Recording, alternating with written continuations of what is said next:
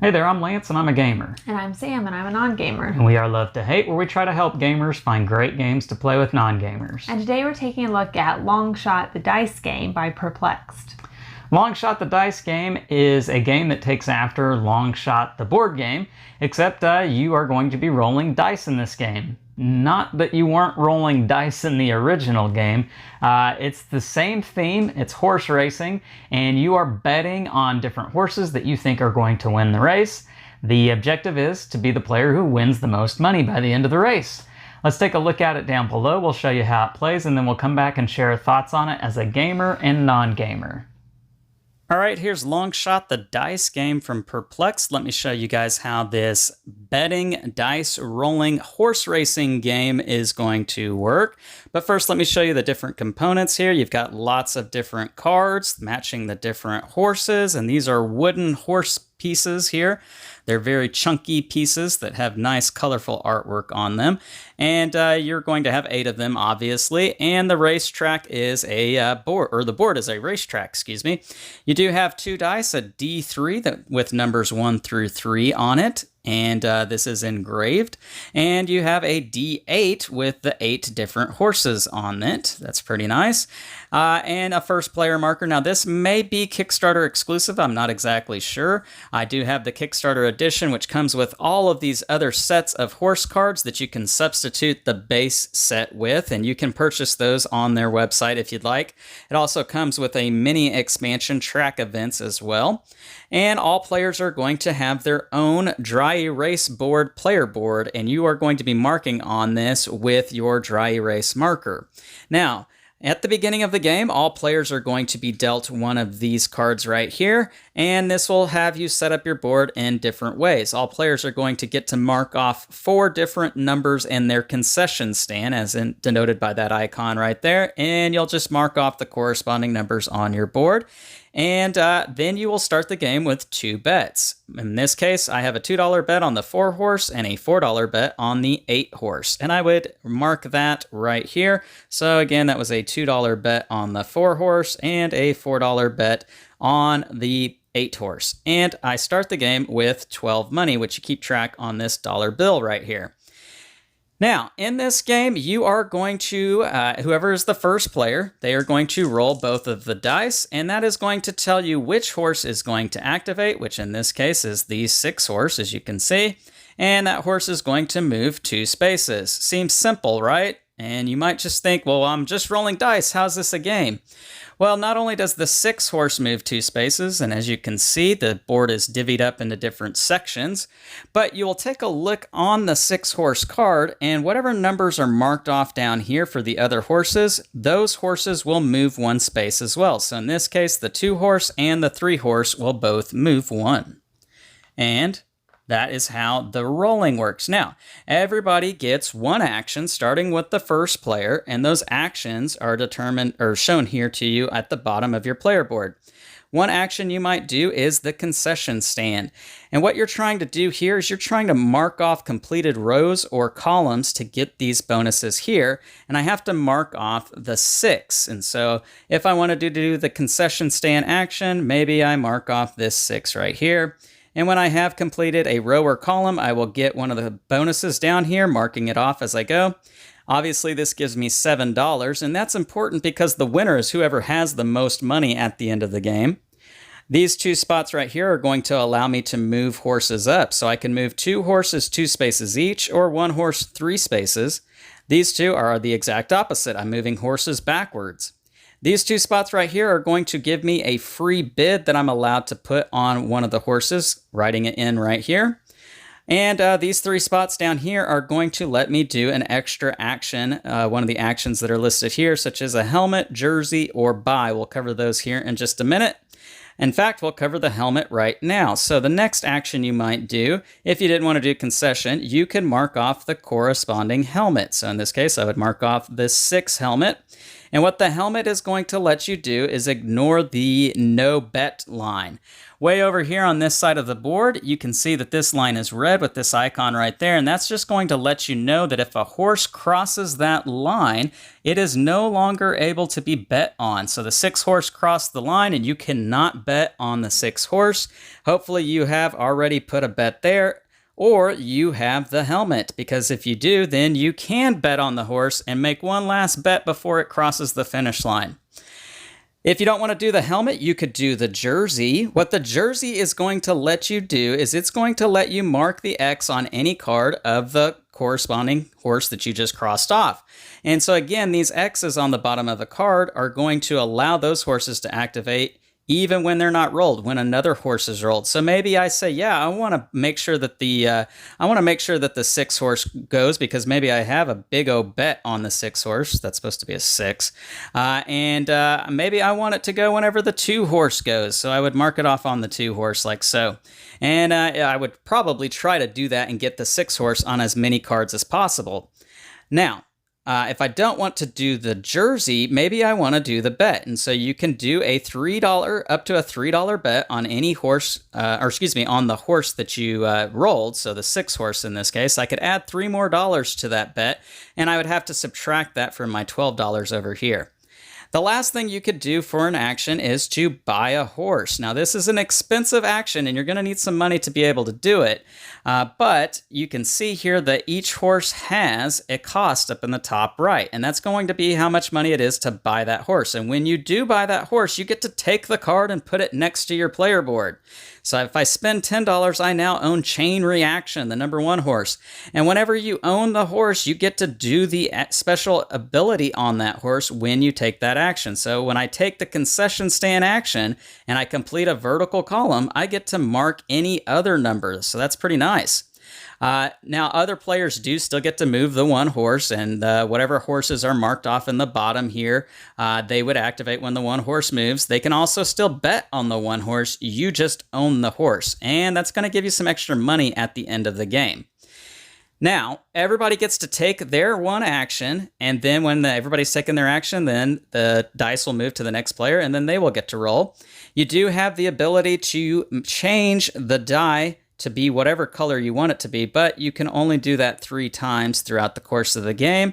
If you've used all 3 and you're just not able to do any action with whatever has come up on the dice, you can erase one of your wilds, but that is your entire action.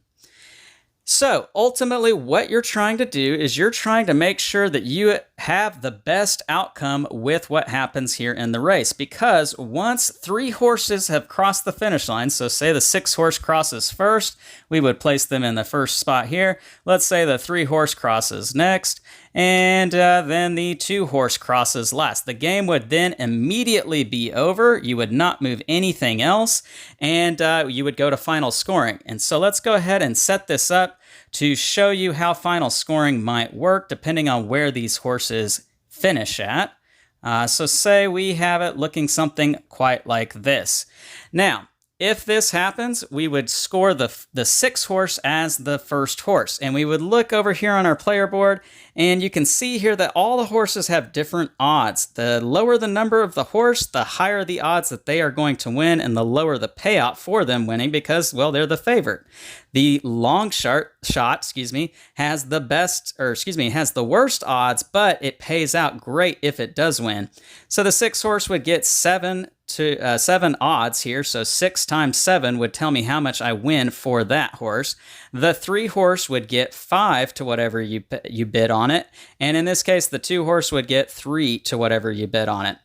Any other horse that made it past the no bet line is going to get your bid back. As you can see here, it is just a straight 1 to whatever you bid, so you get your money back. But any horse that did not cross the no bet line, you are going to lose your bet on that horse. So in this case, the 1 horse and the 8 horse, you are not getting anything for that. That really stinks. I just wasted $4 on the 8 horse. Now, you are getting money for other things in this game. You are also going to get $5 for every pair of jerseys and helmets that you have. So with the 6 horse there, I would get $5 because I have a pair. You are also going to be getting points based off of you owning a horse. And so If you owned the horse that came in one of these 3 spots, you will get the corresponding money here. You can see that the money increases for your horse if it wins. And you will have points or money for whatever money you still have left over at the end of the game. You're going to add all of that up. Whoever has the most is the winner. And that is how you play it. Long shot the dice game. Let's go back up top and share our thoughts on this one. And we're back, and now we're going to share our thoughts on Long Shot the Dice game from a gamer and non-gamer's perspective, while you watch some gameplay footage of a 3-player game between Sam and I and one of our friends. And so Sam's seeing this out on the table. You got the wooden horses, you've got the racetrack, the dry erase boards. What was your first impressions? It's very reminiscent of Camel Up. Yes, absolutely. And so that's what I thought the whole time. But it is a different game. It is a betting game. You're betting on who's going to win, but there's a lot more components, I believe, than to Camel Up. It's a more intricate game for sure. Camel Up is definitely a more family-friendly idea of this kind of genre of game, a race betting type game.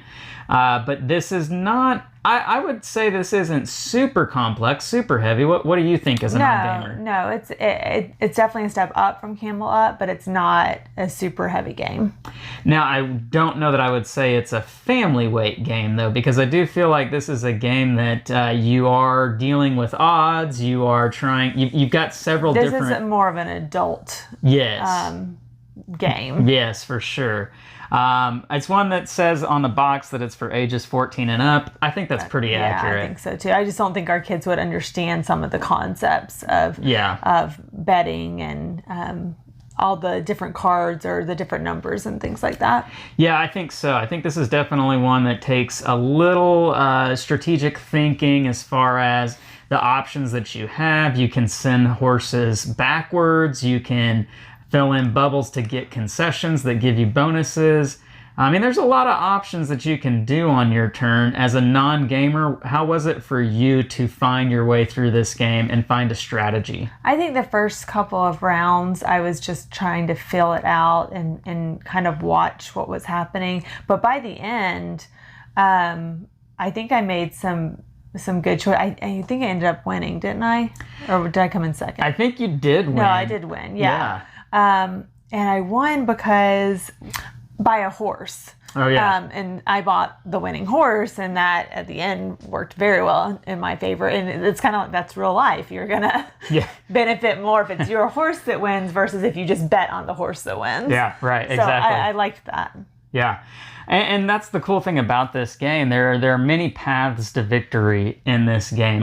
You can play the route of buying the horse, but that is a bit of a risk because you're spending a ton of money to do that. Yeah. You can win the game by betting on the right horses. You can win the game on jacking up the whole entire race through the concession stand. Yeah. You can win the game by getting the helmets and the jerseys for as many horses as you can possibly get, getting $5 a piece. That's a big chunk of money right there. I love that. I love that there are so many different ways that you can get to the end. It comes down to money, period. Yeah. No matter how you get it, it's whoever has the most money. So it's a simple idea. Yeah. Yeah, it's just a simple idea. Be the richest player, right? Yeah. And that makes sense. I would assume for non-gamers, when you're playing a game and it's talking about, well, you need to have victory points here and prestige there and be far advanced on this track here, that can get muddied up and be confusing. I think a non-gamer can easily understand, I need the most money. Yeah. And then with that one goal in mind, your brain is freed to come up with, how am I going to do that? Versus, wait, I have to do this and this and this, and then I still might not win. So I do think it's very straightforward win. Now, let's be clear here. There is a lot of luck involved in this game. I mean, it is still a dice game, and so there's dice rolling. But I feel that there are several ways to mitigate that luck. You have those horseshoes that you can use to make the dice be whatever you want it to be. But then not only that, you have good action selection choices to make with your dice roll or your opponent's dice roll every turn. And I feel like you're making something happen for yourself on most turns in this game. I don't feel like there's a whole lot of downtime in it where you're like, well, that feels like a wasted turn. More often than not, I feel like I'm getting something in this game and I'm making things happen. I don't think, we only played it the one time, but I don't think that it's going to be a game where there's a clear winner until the very end. It's a close game because so much happens with each roll that the horses move all over the place. And so, I mean, I like that. It's not like, oh, well, I'm not going to win. It's too far out of my hands. It really is a close game. Yeah. Now, I do want to be clear. I've played it several times. Sam has played it once. The one time. Yeah. But has that been the case for you? Is it usually a pretty close? It can be. It can be very close. And the games that I've played, I feel like the spread in this game is anywhere from about $2, $3, $4 to $10 at the max. I feel like one player can get far ahead, but it's not very clear and visible to you until it's right there at the end when you know how the race finishes. So it's not like somebody's in the back, like it's not a runaway winner or leader in this kind of game. There might be a big winner, but you're not sure who that is until the very end of the game. So yeah, for sure. Now I do want to say that's not true for the solo game. Unless if I'm just a terrible player at this game, I got destroyed in the solo game. There is a runaway winner in that, and that is definitely not me. You didn't do great in our game either. No, so I did not. This just might not be your game. Let's get into the pros and cons for this one, Long Shot the Dice game. And Sam, what were the pros that you found with this one? It looks complicated when everything's out just because there are a lot of options with those cards. There's a lot of horses, but really it's a pretty straightforward game when you go to playing it. And I liked that about it. It was easy to understand, even though it looks like it would be a little bit complicated. Yeah, for sure. And one of the pros, for me is the way it's presented on the table. I mean, this is, for it being a small, simple little game, it's got some good table presence. It looks flashy on the table. Everything about this, the box, when you open it up, if you watch the rule portion of the video, you'll know what I'm talking about. It just looks cool. I don't know, is that a pro for you at all? It's inviting. I want to play it. So, probably not as big of a deal as it is for you. But, it helps. Anything you didn't like about it? I can't really pinpoint anything specifically. I think it's a well-made game. It's good gameplay. It's quick. It's easy to set up. It's fairly easy to understand. So more pros. Yeah. I don't think there's anything that just stands out at me as a con. Okay, fair enough. I think maybe for me, and Sam, you are a non-gamer, but as we've said in several other videos, you've played lots of games. Non-gamer being in the sense you just don't overtly love I'm not happy board when games. I play them. No, you don't overtly love board games, but you have played other games, and we've already mentioned Camel Up being a game that's similar to this, has a similar feel, a similar vibe, similar idea even. It's just camels and not horses. I feel that game is a little more intuitive, a little more, you pick it up right off the bat. As you mentioned, it takes 2 or 3 turns to kind of figure this one out. Yeah, because there is the concessions, there is the jerseys and the helmets.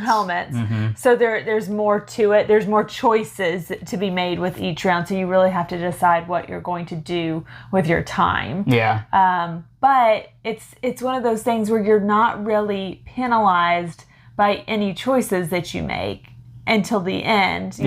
You're still gaining money with almost every choice you make. So it can be a different game every time you play. You can really focus on different aspects of it. So for sure. I think that's a good thing. But I can see it being a negative for someone who is new to gaming at all, because there are a lot of choices to be made. Yeah, absolutely. All right, so scale of 1 to 10, love to hate. Where do you come down on Long Shot the Dice game? I liked it. I would probably give it a 7.4. 7.4? Yeah. Okay, that's a solid score. Yeah. Let me ask you the question that's in my mind. Do you like it more or less than Camel Up? Is it a Camel Up killer? I like it more. Oh, okay. But I don't know if maybe it's because of the novelty of Newer. it. Camel Up is a game we've played often. Yeah. And so I know it really well. But I did really like this one. So I think if I had to choose between the two, this one would probably win for now. Wow. Okay. Yeah. There you go. Yeah, guys, for me, I really, really like this one. This is a game that I backed instantly when I saw it on Kickstarter, and I have just enjoyed every second of it. Even though you're bad at it? Even though I don't win. I don't think I've won a game of this yet, quite honestly, but I still really enjoy it. Every choice is crunchy and it feels like it means something. I'm doing something on my turns, and the game can turn quite a bit on every person's action. And so there's not a dull moment in this game. And that was the best part about Camel Up, was the excitement. It felt like each turn had a lot of excitement, and you weren't quite sure how things were going to go. And you really get that with this, but what you don't get in Camel Up that you do get in this are, there's more ways to make a strategy happen in this game. It's a thinkier game than Camel Up is, and it feels thinkier. It feels like I'm using my brain power a little bit more in this game than I am in Camel Up. So this is definitely a thinkier game, a heavier game, even though it's not heavy, but it is heavier. And so because of that, I really like it. For me, this is going to be about an 8.3 on my scale. Is it a Camel Up killer? I don't know if it is. We played Camel Up just the other day, and I really enjoy it. I like both of them. Camel Up is a really good game to play with non-gamers. That's true. Yeah, for sure. It definitely has its place. Yeah, I would definitely play Camel Up with non-gamers or younger kids. Yeah. This one I would play more with casual to medium weight gamers, heavier gamers too, for sure. So there you go. That's our thoughts on Long Shot, the dice game from Perplext. Leave us some comments down below. Let us know your thoughts on this one. Make sure to like and subscribe and push that bell button so you get notifications of all our new content. I'm Lance. I'm Sam. And we are Love to Hate, where we try to bridge the gap between gamers and non-gamers. We'll catch you next time.